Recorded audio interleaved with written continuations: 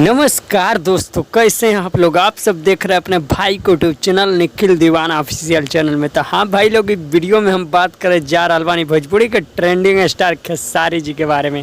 तो हाँ भाई लोग, रउआ सब अगर हमारा चैनल पे पहली बार देखा था नहीं तो ये चैनल के सब्सक्राइब करी, वीडियो को लाइक कमेंट एवं शेयर जरूर लगाई। वीडियो में हम बताई भाई लोग कि भोजपुरी के सुपर स्टार गायक खेसारी जी के एगो बहुत ही बढ़िया मूवीज़ के शूटिंग हो रहा बा, जौना मूवीज़ में साउथ पिक्चर में बनावल जा रहा बा। भाई लोग हम बताएब कि फिल्म बहुत ही बढ़िया बजट से बनायल जा रहा है।